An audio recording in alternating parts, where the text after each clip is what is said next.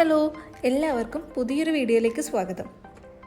ഞങ്ങളുടെ ലൈഫിൽ ആദ്യമായിട്ട് നമ്മുടെ കാറിൽ ഒരു ലോങ് യാത്ര പോയതിൻ്റെ കുറച്ച് വിശേഷങ്ങളാണ് ഇന്നത്തെ വീഡിയോ. ഒരുപാട് നാളത്തെ പ്ലാനിങ്ങും കാര്യങ്ങളൊക്കെ കഴിഞ്ഞിട്ട് ഫൈനലി ഞങ്ങൾ 3 ആൾക്കാരും കൂടിയിട്ട് ഒരു യാത്ര പുറപ്പെട്ടു. ഞാനും വിവേകും പിന്നെ എൻ്റെ അനിയനും, ഞങ്ങൾ 3 പേരാണ് കേട്ടോ എവിടേക്കും എപ്പോഴും ഒന്നിച്ചു പോകാറ്. അങ്ങനെ ഞങ്ങൾ എവിടേക്കാണ് പോകുന്നതെന്നൊക്കെ വഴിയെ പറഞ്ഞുതരാവേ. ഇതിപ്പോൾ നമ്മുടെ തലശ്ശേരി മാഹി ബൈപ്പാസാണ് കേട്ടോ. ഒരു രക്ഷയില്ല, റോഡ് കാണണം, അടിപൊളിയാണ്. ഞങ്ങൾ ഫസ്റ്റ് ടൈമാണ് ഇതിലൂടെ എക്സ്പീരിയൻസ് ചെയ്യുന്നത്. അതിൻ്റെ എല്ലാ എക്സൈറ്റ്മെൻറ്റും ഞങ്ങൾക്ക് ഉണ്ടായിരുന്നു. ഫസ്റ്റ് ടോളെത്തി കേട്ടോ. ഇനി അങ്ങോട്ടേക്ക് ടോളോട് ടോൾ തന്നെയാണ്. എണ്ണിക്കോട്ടോ എത്ര ടോൾ നമ്മൾ കയറി ഇറങ്ങിയിട്ടുണ്ടെന്ന്. പക്ഷേ റോഡൊരു രക്ഷയില്ല. നല്ല രീതിയിൽ നിയമങ്ങളും കാര്യങ്ങളൊക്കെ പഠിച്ച ആൾക്കാരാണെങ്കിൽ ഈ റോഡ് നല്ല ഉപകാരപ്പെടും, അത് ഉറപ്പാണ്. പിന്നെ ഞങ്ങൾ മാഹിന്ന് പെട്രോൾ അടിക്കാൻ വേണ്ടിയിട്ട് ഇട റോഡിലേക്ക് കയറി കേട്ടോ. പിന്നെ ഭയങ്കര തിരക്കായിരുന്നു അവിടെ. രാവിലെ തന്നെ അവിടെയാണ് നമ്മൾ കുറച്ച് സമയം പോസ്റ്റായത്. ഫുഡൊന്നും കഴിച്ചിട്ടില്ല. 4 മണിക്ക് ഞങ്ങൾ വീട്ടിൽ നിന്ന് ഇറങ്ങിയതാണേ. നല്ല ഇരുടായിരുന്നു പുറത്തൊക്കെ. പിന്നെ ഞങ്ങൾ മാഹി പള്ളിയൊക്കെ കഴിഞ്ഞിട്ട് വീണ്ടും യാത്ര തുടർന്നു. നല്ല രസമുണ്ടായിരുന്നു. ഈ പുലർച്ചക്കുള്ള യാത്രകൾ ഒരു ഫ്രഷ്നെസ് ഉണ്ടാവുമല്ലോ എന്തായാലും. പിന്നെ പോകുമ്പോൾ ഇതാ ഇങ്ങനെ ആകാശമെല്ലാം തെളിഞ്ഞു തുടങ്ങി, സൂര്യൻ ഉദിച്ചു തുടങ്ങി. ആ ഒരു കാഴ്ച ഉണ്ടല്ലോ, ഭയങ്കര രസമാണ്. നമ്മളിങ്ങനെ ഇരുടുന്ന വെളിച്ചത്തിലേക്ക് വരുമ്പോൾ ഉണ്ടാകുന്ന ആ ഒരു സുഖമുണ്ടല്ലോ, ഫുൾ നല്ലൊരു ഭയങ്കര വൈബല്ലേ. ഇത് എനിക്ക് ഭയങ്കര ഇഷ്ടമാണ് കേട്ടോ. അങ്ങനെ സൂര്യൻ ഉദിച്ച് വരുന്നതെല്ലാം ഇങ്ങനെ കണ്ടു. എന്തൊരു ഭംഗിയാണല്ലേ ശരിക്കും പറഞ്ഞാൽ. നന്നായിട്ട് വിശന്ന് തുടങ്ങി. ഈ ഒരു പ്രശ്നം എന്താണെന്ന് വെച്ചാൽ ഇപ്പോൾ റോഡ് പണിയെല്ലാം നടക്കുന്നത് കൊണ്ട് നമുക്ക് ഈ റെസ്റ്റോറൻറ്റ്സ് എല്ലാം കണ്ടുപിടിക്കാൻ ഭയങ്കര ബുദ്ധിമുട്ടായിരുന്നേ. എവിടെ വണ്ടി നിർത്തണം എന്നുള്ളൊരു ഐഡിയ ഇല്ല. അങ്ങനെ ഞങ്ങൾ കോഴിക്കോട് ഭാഗത്ത് എവിടെ എത്തിയപ്പോഴാണ് ഇങ്ങനെ ഒരു റെസ്റ്റോറൻറ്റ് കണ്ടിട്ട് അവിടത്തേക്ക് കയറി. ഒരു 3 സ്റ്റാർ ഹോട്ടലാണിത്. നല്ല ഫുഡായിരുന്നു കേട്ടോ, ഒരു രക്ഷയില്ല. അടിപൊളി ഫുഡും കാര്യങ്ങളാണ്. റേറ്റും ഭയങ്കര കുറവായിരുന്നു. അത് നമ്മൾ അത്ഭുതപ്പെടുത്തിയത്. പിന്നീട് വീണ്ടും ഞങ്ങൾ യാത്ര തുടർന്നേ. വഴിയരികളിൽ ഇങ്ങനെയുള്ള ഈ കച്ചവടക്കാരെല്ലാം കാണുമ്പോൾ എനിക്ക് ഭയങ്കര ഇഷ്ടമാണ്. ഫ്രൂട്ട്സ് വാങ്ങിക്കുന്ന ഒരു ശ്രമം നടത്തി. പിന്നെ ഭയങ്കര തിരക്കായതുകൊണ്ട് പിന്നെ ഞങ്ങൾ ട്രാഫിക്കെല്ലാം മുറിച്ചെടുക്കേണ്ടി വെച്ചിട്ട് അത് വിട്ടു. പിന്നെ തൃശ്ശൂർ എത്തിയിട്ടോ. ഞങ്ങൾ തൃശ്ശൂരിൽ നിന്ന് ഒരു തട്ടുകട കണ്ടപ്പം ഒന്ന് റെസ്റ്റ് ചെയ്യാൻ അവിടെ ഇറങ്ങി. ഞാൻ പറഞ്ഞല്ലോ, റോഡ് പണി കാരണം നമുക്ക് വഴികളൊക്കെ പോകുന്നതിന് പ്രശ്നമില്ല. പക്ഷേ ഇങ്ങനത്തെ കടകൾ നമ്മൾ വല്ലാണ്ട് മിസ് ചെയ്യുന്നുണ്ട്. ഇനിയെല്ലാം ഈ പണിയെല്ലാം കഴിഞ്ഞാൽ മാത്രമേ ഒന്ന് സെറ്റാവുള്ളൂ. അങ്ങനെ അവിടെ നിന്നൊരു പൊറോട്ടയും 3 ചായയും ഓർഡർ ചെയ്തു. എനിക്ക് ഏറ്റവും ഹാപ്പിനെസ് ആയിട്ടുള്ളൊരു കാര്യം എന്താ അറിയുക, ഇവർ 2 ആൾക്കാരും കൂടിയിട്ട് ഇങ്ങനെ ഷെയർ ചെയ്ത് ഭക്ഷണം കഴിക്കുന്നത് കണ്ടിട്ട് എനിക്ക് എന്ത് സന്തോഷമായി എന്നറിയോ. ഒന്ന് എൻ്റെ ഭർത്താവും ഒന്ന് എൻ്റെ അനിയനുമാണ്. ഇവർ തമ്മിലുള്ള ആ ഒരു സ്നേഹവും സന്തോഷവും എന്നും നിലനിന്ന് പോകണേ എന്നുള്ളൊരു ആഗ്രഹം മാത്രമേ എൻ്റെ ലൈഫിലുള്ളൂ. ഇവരാണ് ശരിക്കും പറഞ്ഞാൽ എൻ്റെ സ്ട്രെങ്ത്തും എൻ്റെ ബാക്ക് ബോണും എല്ലാം. ഞാൻ ഇന്ന് എന്തെങ്കിലും ആയിനെങ്കിൽ ഈ 2 ആൾക്കാരെ എൻ്റെ കൂടെ ഉള്ളതുകൊണ്ട് മാത്രമാണ് കേട്ടോ. ഇവർ എനിക്ക് തരുന്ന സപ്പോർട്ടും സ്നേഹവും എത്രത്തോളാണെന്ന് എനിക്ക് പറഞ്ഞറിയിക്കാൻ പറ്റില്ല. ആരും കണ്ണു വെക്കല്ലേ. ഇവർ തമ്മിൽ അങ്ങനെയാണ്, അളിയനും തമ്മിൽ. അതാണ് കേട്ടോ ഞങ്ങളുടെ സന്തോഷം, ഞങ്ങളുടെ ഫാമിലീൻ്റെ സന്തോഷം എന്ന് പറയുന്നത് തന്നെ ഇവർ 2 ആളുമാണ്. അങ്ങനെ ഞങ്ങൾ യാത്ര തുടർന്നു. ഇങ്ങനെ കാഴ്ചകളെല്ലാം കണ്ട്. ഇതേതോ ഫേമസ് ആയിട്ടുള്ള ഇതൊരു ദേവീ ക്ഷേത്രമാണേ. എനിക്ക് പേര് ഓർമ്മയില്ല കേട്ടോ. ഒരു എറണാകുളം ഭാഗത്തൊക്കെ എത്തിയിട്ടുണ്ടായിരുന്നു. അപ്പോൾ ഞങ്ങൾ പോകുന്നത് എങ്ങോട്ടേക്കാണെന്ന് വെച്ചാൽ ആലപ്പുഴയിലേക്കാണ്. എൻ്റെ അനിയൻ സംഗി അവിടെയാണ് വർക്ക് ചെയ്യുന്നുണ്ടായത്. അപ്പോൾ ആളിപ്പം ബഹ്റൈനിലേക്ക് പോകാൻ വേണ്ടിയിട്ട് അവിടുന്ന് റിസൈൻ ചെയ്തു. അപ്പോൾ അവൻ്റെ സാധന സാമഗ്രികളെല്ലാം ഇങ്ങോട്ടേക്ക് കടത്താൻ വേണ്ടിയിട്ടാണ് ഞങ്ങൾ പോകുന്നുണ്ടായത്. അവൻ ആലപ്പുഴയിൽ ഉണ്ടായതുകൊണ്ട് മുന്നേ ഞങ്ങളൊരു ട്രിപ്പ് ആലപ്പുഴയിലേക്ക് പ്ലാൻ ചെയ്തു. അത് ചീറ്റിപ്പോയി. പക്ഷേ അവസാന ഘട്ടം നമ്മൾ 3 ആളും അങ്ങ് പുറപ്പെട്ടതാണ്. അങ്ങനെ എറണാകുളം എത്തിയപ്പോൾ ലുലുവിൽ കയറണം എന്നുള്ളൊരു ആഗ്രഹം എനിക്കുണ്ടായിരുന്നു. അതുകൊണ്ട് എന്ത് പണിയെടുത്തു, ഞാൻ പറഞ്ഞു നമുക്ക് ലുലു ഒന്ന് ഫുഡ് കഴിക്കാമെന്ന്. അങ്ങനെ നമ്മൾ ലുലുവിലേക്ക് വിട്ടു. കുറച്ച് സാധനങ്ങൾ സഖിക്ക് വാങ്ങിക്കാനുണ്ടായിരുന്നു. ബഹ്റിലേക്ക് പോകേണ്ട കുറച്ച് അലർജിയുടെ കാര്യങ്ങളൊക്കെ. അതെന്തായാലും ഇവിടുന്ന് കിട്ടും, ഇവിടുന്ന് പർച്ചേസ് ചെയ്യാം എന്നുള്ളൊരു ഇതിൽ നമ്മൾ അവിടെ ഇറങ്ങി. ശരിക്കും ലുലു എന്തും ഇല്ലതാണല്ലേ. പാർക്കിങ്ങിൽ നമുക്ക് സത്യം പറഞ്ഞാൽ ഭയങ്കര കൺഫ്യൂഷനായി. ഞാൻ ഇതുവരെ ഇവിടെ എൻ്റെ ആഗ്രഹം തീർക്കാൻ മാത്രം സമയം സ്പെൻഡ് ചെയ്തിട്ടില്ല കേട്ടോ. എപ്പോഴെങ്കിലും ഇങ്ങനെ എവിടെയെങ്കിലും പോകുന്ന വഴിക്ക് ഇങ്ങനെ ഓടി കയറി ഇറങ്ങി ആ ഒരു ഇതേ ഉള്ളൂ. ഒരു സമാധാനത്തോട് കൂടിയിട്ട് എല്ലാം ഒന്ന് കാണാനുള്ളൊരു സമയം ഇതുവരെ എനിക്ക് കിട്ടിയിട്ടുണ്ടായിട്ടില്ല. അവിടെ സ്കൂൾ ഫെസ്റ്റിവൽ നടക്കുന്നത് കൊണ്ട് മോന് വേണ്ടുന്ന കാര്യങ്ങൾ ഞങ്ങൾ അവിടുന്ന് വാങ്ങി. ഇല്ലെങ്കിൽ വീട്ടിൽ പോയാൽ എന്തെങ്കിലും എല്ലാം കൊണ്ടു കൊടുത്തിട്ടില്ലെങ്കിൽ ആൾ കുറച്ച് പ്രശ്നമാക്കും. പിന്നെ കുറച്ച് ഫുഡ് ഐറ്റംസ് ഞങ്ങൾ അവിടെ നിന്ന് എടുത്തു. ഇനി ആലപ്പുഴ വരെ പോകണമല്ലോ, അപ്പോൾ കാറിൽ നിന്ന് കഴിക്കാൻ വേണ്ടി എന്തെങ്കിലും സ്നാക്സും കാര്യങ്ങളെല്ലാം എടുക്കാമെന്ന് വെച്ചിട്ട് അങ്ങനെ അവിടെ നിന്ന് കുറച്ച് കാര്യങ്ങൾ എടുത്തിട്ടുണ്ടായിരുന്നു കേട്ടോ. എന്തോരം കാഴ്ചകളാണെന്നല്ലേ ലുലുവിൽ കാണാൻ വേണ്ടിയിട്ട്. ഒരുപാട് ജീവിതങ്ങൾ, ഒരുപാട് ആൾക്കാർ, ഭയങ്കര രസമാണ്. എല്ലാം കണ്ട് നടക്കാൻ സമയം പോകുന്നത് അറിയേയില്ല. നമുക്കും പറ്റിയത് അതാണ്, ലുലുവിൽ കയറിയിട്ട് സമയം പോയത് അറിഞ്ഞേ ഇല്ല. ഈ ഫുഡ് സെക്ഷനിൽ തന്നെ ഒരുപാട് കറങ്ങി എന്തെടുക്കണം എന്നുള്ളൊരു കൺഫ്യൂഷനിൽ പിന്നെ കുറച്ച് ചില്ലറ സാധനങ്ങളെല്ലാം എടുത്തിട്ട് ഞങ്ങൾ നേരെ ഫുഡ് കോർട്ടിലേക്ക് പോയി. ഫുഡ് കഴിച്ചിട്ടുണ്ടായിട്ടില്ല, ഉച്ച സമയമായി. ആദ്യം തന്നെ സീറ്റ് പിടിച്ചു, പിന്നെ എന്താ ഫുഡ് കഴിക്കണ്ടേ എന്നുള്ളത് തീരുമാനമെടുത്തു. സംഗീയും വിവേകും പറഞ്ഞു നമുക്ക് ബിരിയാണി എന്തെങ്കിലും കഴിക്കാമെന്ന്. ഓക്കെ, അങ്ങനെ ഒരു ബിരിയാണി, ഒരു ചിക്കൻ ഇറച്ചി ചോറും ഞങ്ങൾ വാങ്ങി ഷെയർ ചെയ്ത് കഴിച്ചു. പിന്നെ അവിടെ നിന്ന് ഇറങ്ങി കേട്ടോ. അധികം നേരം കറങ്ങിയില്ല, കുറച്ച് ഷോപ്പിലെല്ലാം കയറിയിട്ട് വീണ്ടും ഇറങ്ങി അവിടുന്ന്. പിന്നെയുള്ള ടാസ്ക് എന്ന് പറയുന്നത് ഈ കാർ പാർക്കിംഗ് എവിടെയാണെന്ന് കണ്ടുപിടിക്കുക. നമ്മളിങ്ങനെ ഓരോ പോയിന്റെല്ലാം കണ്ടുപിടിച്ചിട്ടുണ്ടായിരുന്നു. നമ്മളധികം ഇത്തരത്തിലുള്ള മാളുകളിൽ പോകാത്തതുകൊണ്ടും ഈ മാള് നമുക്കധികം പരിചയമില്ലാത്തതുകൊണ്ടും പാർക്കിങ്ങും കാര്യങ്ങളൊക്കെ നമുക്ക് കുറച്ച് കൺഫ്യൂഷൻ ആയിരിക്കും. അത് ഉറപ്പാണല്ലോ, നമ്മളെപ്പോഴും ഇടപഴകുന്ന സ്ഥലങ്ങളിൽ മാത്രമല്ലേ നമുക്ക് ശരിക്കും എല്ലാം മനസ്സിലാക്കാൻ പറ്റുള്ളൂ. പക്ഷേ പെട്ടെന്ന് തന്നെ നമുക്ക് കാറെല്ലാം കണ്ടുപിടിച്ച് അവിടുന്ന് യാത്ര തിരിച്ചു.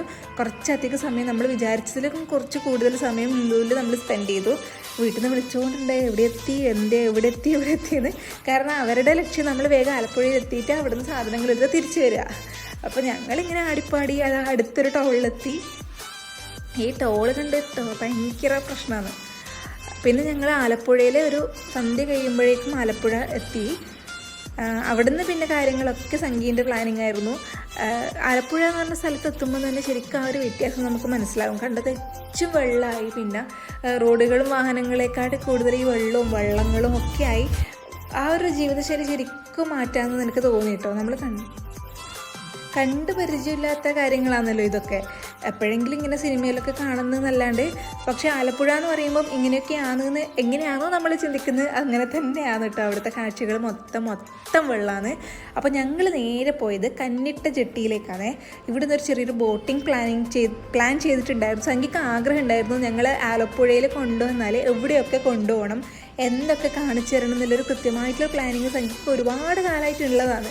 അപ്പോൾ എന്തെങ്കിലുമൊക്കെ ഒന്നും സാധിച്ചിട്ടില്ലെങ്കിൽ പിന്നെ ഭയങ്കര ഒരു മിസ്സിങ് ഫീലായിരിക്കും എന്ന് അവനെന്നെ അറിയാം. അതുകൊണ്ട് നമ്മൾ അവൻ്റെ വീട്ടിലേക്ക് പോകുന്നതിന് മുന്നേ തന്നെ നേരെ വന്നത് ഈ ഒരു ജെട്ടിയിലേക്കാണ്.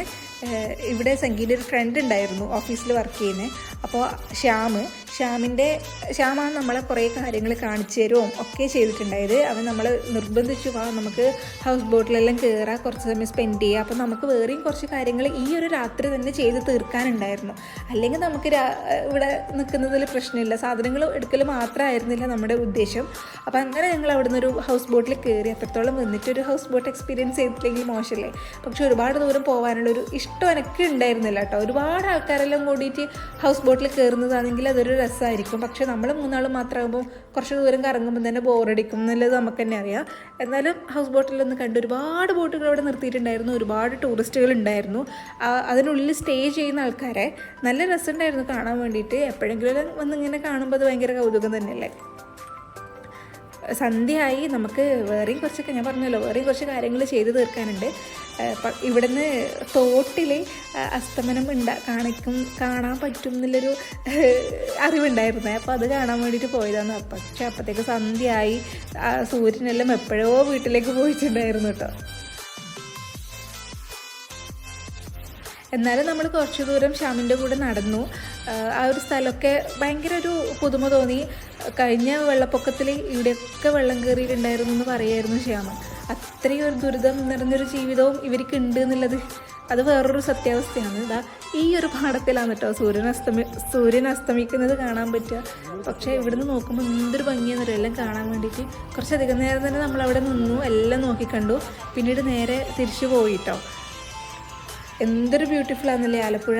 പക്ഷേ അവർക്കും ഒരു ദുരിത ജീവിതം ഒരു സൈഡ് ഉണ്ട് എന്നുള്ളത് നമ്മൾ മനസ്സിലാക്കേണ്ടത് തന്നെയാണ്.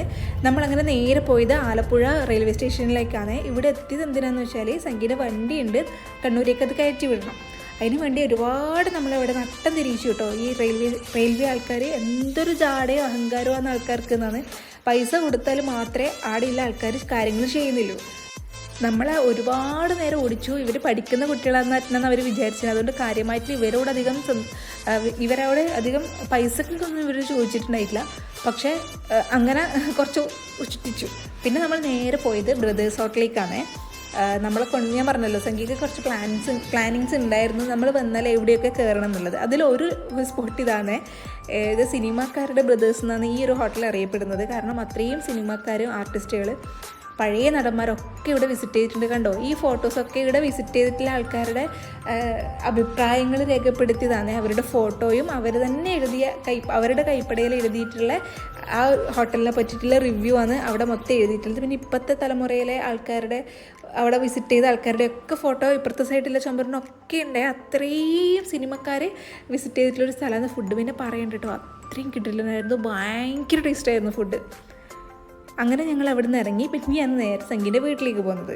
അപ്പോഴത്തേക്കും രാത്രിയായി, ഒരു സമയമായിട്ടോ. പിറ്റേന്ന് പുലർച്ചെ ഞങ്ങൾക്ക് തിരിച്ച് വരേണ്ടതാണ്. സംഗീക്ക് ബെർലിനിലേക്ക് പോകാനുള്ള ഡേറ്റ് എടുത്തതായതുകൊണ്ട് നമുക്ക് വേറെ ഒന്നും പ്ലാനിങ്ങിൽ ഉണ്ടായിരുന്നില്ല. ആലപ്പുഴ വരിക, സാധനങ്ങൾ എടുക്കുക, പോവുക. അപ്പോൾ ഇതാണ് കേട്ടോ സംഗീ നിന്നിട്ടുണ്ടായിരുന്ന വീട്. നല്ല സൗകര്യമുള്ള വീടായിരുന്നു. 2 ആൾക്കാരേ ഉണ്ടായിരുന്നുള്ളൂ. അവനും വേറൊരു ചേട്ടനുണ്ടായിരുന്നു അവിടെ. അപ്പോൾ സംഗീൻ്റെ സാധനങ്ങളെല്ലാം പാക്ക് ചെയ്ത് പുറത്ത് വെച്ചതാണ് കേട്ടോ ഈ കാണുന്നതൊക്കെ. രാവിലെ നമുക്ക് ഇറങ്ങേണ്ടതായതുകൊണ്ട് രാത്രി തന്നെ എല്ലാം സെറ്റ് ചെയ്ത് വെച്ചു. അപ്പോൾ റൂമെല്ലാം നല്ല രസമുണ്ടായിരുന്നു.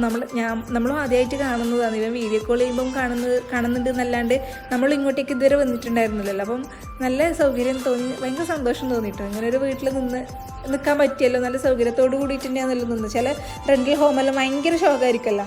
അങ്ങനെ പിറ്റേ ദിവസം പുലർച്ചെ തന്നെ നമ്മൾ സാധനങ്ങളെല്ലാം എടുത്തിട്ട് ഇറങ്ങി. വണ്ടി ദൂരെ പാർക്ക് ചെയ്തിട്ടുണ്ടായത്. അവിടത്തേക്ക് കാർ കയറാൻ കഴിയില്ല. ചെറിയൊരു ഇടവഴിയായിരുന്നു കേട്ടോ അവരെ വീട്ടിലേക്ക്. അങ്ങനെ സാധനങ്ങളെല്ലാം എടുത്തിട്ട് നമ്മൾ ഇറങ്ങുമെന്ന്. നമുക്ക് നേരെ വീണ്ടും കന്നിട്ട ജെട്ടിയിലേക്ക് പോകണം. ഉദയം കാണാൻ വേണ്ടിയിട്ട് ശ്യാമ നമ്മളെ എന്തായാലും വരണമെന്ന് നിർബന്ധിച്ചിട്ടുണ്ടായിരുന്നു. അങ്ങനെ ആ ഒരു പ്ലാനിങ് ഉണ്ട്. പക്ഷേ സൂര്യനെല്ലാം നേരത്തെ ഉദിച്ചിട്ടുണ്ടായിരുന്നു. അസ്തമനം കാണാൻ പറ്റിയിട്ടില്ല. ഉദയം നമുക്ക് മിസ്സായി. പക്ഷെ എന്നാലും ശ്യാമ പറഞ്ഞു നിർബന്ധമായിട്ടും വരണം. അങ്ങനെ നമ്മൾ അങ്ങോട്ടേക്ക് പോകുന്നതാണ്. ഇനിയിപ്പോൾ എന്തായാലും നമ്മളിങ്ങനെ ആലപ്പുഴയിലേക്ക് ഇപ്പോഴേ ഒന്നും വരില്ല. നമ്മുടെ പ്ലാനിങ്ങിൽ ഇപ്പോഴേ ഇല്ല. അപ്പോൾ പിന്നെ ഏതായാലും ഇത്ര വരെ വന്ന സ്ഥിതിക്ക് പറ്റുന്ന കാര്യങ്ങളെല്ലാം ആ ചെറിയ സമയം കൊണ്ട് എക്സ്പീരിയൻസ് ചെയ്യണം എന്നുള്ളൊരു ആഗ്രഹം ഞങ്ങൾക്ക് ഉണ്ടായതുകൊണ്ട് നമ്മൾ നേരെ വീണ്ടും കന്യാട്ടയിലേക്ക് വിട്ടു. അവിടെ ഞങ്ങൾക്ക് വേണ്ടിയിട്ടൊരു വള്ളം വെയിറ്റിംഗ് ആയിരുന്നു. മോട്ടറെല്ലാം വെച്ചിട്ടുള്ള സാധനമാണ്. ഈ തുഴയേണ്ട സാധനമല്ല, മോട്ടർ വെച്ച് സ്പീഡ് ബോട്ട് എന്നെല്ലാം പറയില്ലേ, അതന്നെ സാധനം.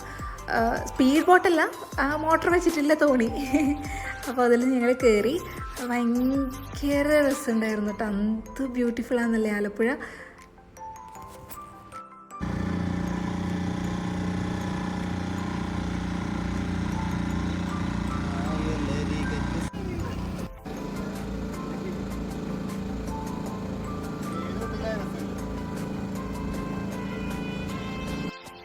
ഇങ്ങനെയൊക്കെ നമുക്ക് അവിടെ എക്സ്പീരിയൻസ് ചെയ്യാൻ പറ്റുന്ന നമ്മളെ അങ്ങോട്ടേക്ക് വരുമ്പോൾ നമുക്ക് ഉദ്ദേശം ഉണ്ടായിരുന്നില്ല കേട്ടോ. ഇതിൽ സ്പോട്ടായിട്ട് ഉണ്ടായ പ്ലാനിങ്ങുകളാണ്. ശ്യാമിനെ കണ്ടു വരുന്ന വഴിക്ക്. അങ്ങനെ ശ്യാമ നമ്മളെ നിർബന്ധിച്ച് അങ്ങോട്ടേക്കെല്ലാം കൂട്ടിയിട്ട് പോയി. രാവിലെ ഇങ്ങനെ വരണം എന്ന് പറഞ്ഞു. അതുകൊണ്ട് നമുക്ക് വീട്ടിലറിയില്ലായിരുന്നു നമ്മൾ ഇതെല്ലാം എക്സ്പീരിയൻസ് ചെയ്തിട്ടാണ് വരുന്നതെന്ന്. അപ്പോൾ മോനെ മിസ് ചെയ്തു. ശരിക്കും പറഞ്ഞാൽ അച്ഛനും അമ്മേനെ മിസ് ചെയ്തു. കാരണം അവർ വന്നാൽ അവർക്ക് ബോറടിക്കാത്ത രീതിയിൽ നമുക്ക് ചില കാര്യങ്ങൾ ഇവിടെ പ്ലാൻ ചെയ്യാൻ പറ്റുമായിരുന്നു എന്ന് അവിടെ എത്തിയ പിന്നെ നമുക്ക് മനസ്സിലായത്.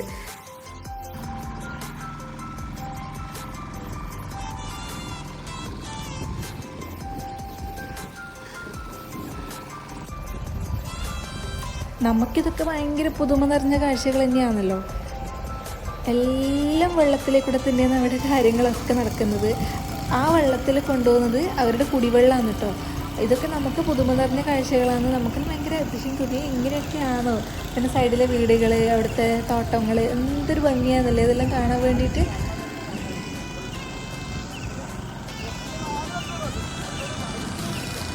രാവിലെ ആയതുകൊണ്ട് ഓരോരോ ആൾക്കാരുടെയും ദിവസം തുടങ്ങുന്നത്രയല്ലേ.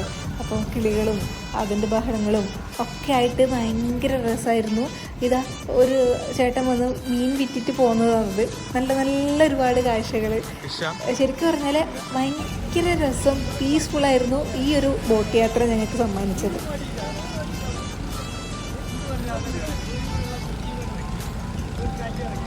നിങ്ങളിനി കുറച്ച് നേരം കായലിൻ്റെ ഭംഗിയൊക്കെ ഒന്ന് ആസ്വദിക്കട്ടോ.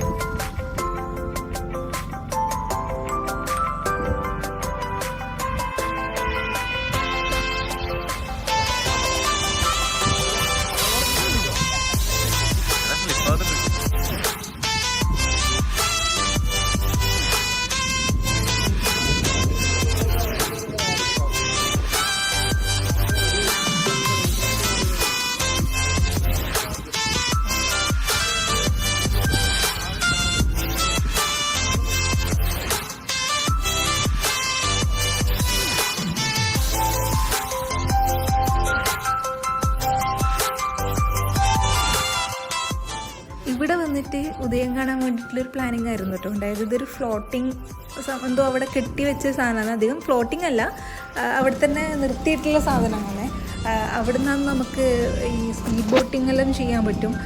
ഒരു സ്പീഡ് ബോട്ടിംഗ് ടീം അതിൽ കൂടെ പോകുന്നുണ്ടായിരുന്നു. നമ്മളോട് ചോദിച്ചു കയറുന്നു എന്ന്. പിന്നെ എനിക്ക് വലിയ താല്പര്യം ഉണ്ടായിരുന്നില്ല. പിന്നെ നമുക്ക് സമയമില്ല, ഞാൻ പറഞ്ഞല്ലോ.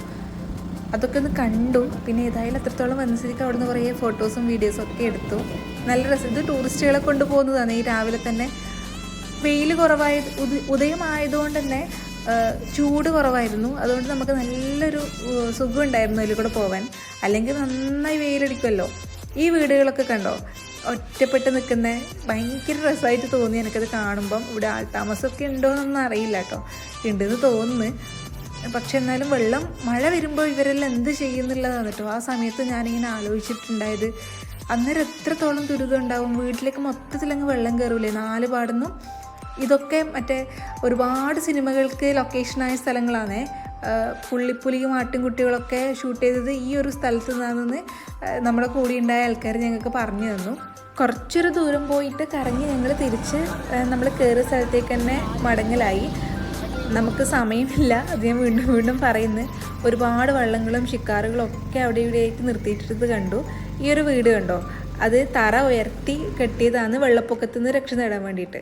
ഈ വരമ്പൊക്കെ കയറിൻ്റെ ഒരു പുതപ്പിട്ട പോലെ വെച്ചിട്ടുള്ളത്. അത് ഈ ബണ്ടൊക്കെ സംരക്ഷിക്കാൻ വേണ്ടിയിട്ട് ചെയ്തിട്ടുള്ളൊരു കാര്യമാണ്. മണ്ണൊലിപ്പ് തടയാനൊക്കെ നല്ലൊരു സംഭവമായിട്ട് തോന്നി. കാണാനും നല്ല ഭംഗിയുണ്ട്. പക്ഷെ അത് പ്രകൃതിക്കും നല്ലൊരു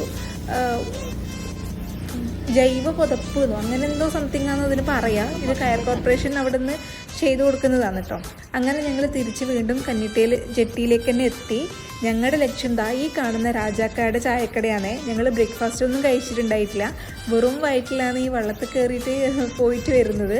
അപ്പോൾ ഇത് വളരെ ഫേമസ് ആയിട്ടുള്ള, ആലപ്പുഴയിലെ തന്നെ ഭയങ്കര ഫേമസ് ആയിട്ടുള്ള ഒരു ചായക്കടയാണ് ഈ രാജാക്കാട് ചായക്കട.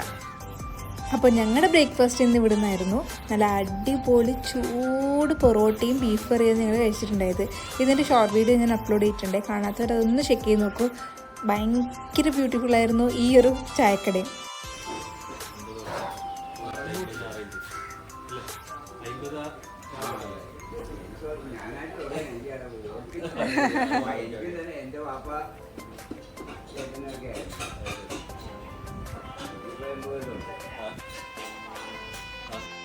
അങ്ങനെ ഞങ്ങൾ രാജാക്കായുടെ കടയിൽ നിന്ന് ബ്രേക്ക്ഫാസ്റ്റ് എല്ലാം കഴിച്ച് പൊറോട്ടയും ബീഫുമാണ് കഴിച്ചിട്ട് അവിടെ നിന്ന് ഇറങ്ങി എറണാകുളം എത്തി കേട്ടോ. എറണാകുളത്ത് നിന്ന് ഞങ്ങൾക്ക് ഇനി കുറച്ച് പരിപാടികളുണ്ട്. ഇവിടെ കുറച്ച് സാധനങ്ങളൊക്കെ വാങ്ങിക്കാനുണ്ട്. ഇത് സുഭാഷ് പാർക്കാണേ, ചലോ സുഭാഷ് പാർക്ക്, ഏതൊരു മൂവി ഡയലോഗിൽ.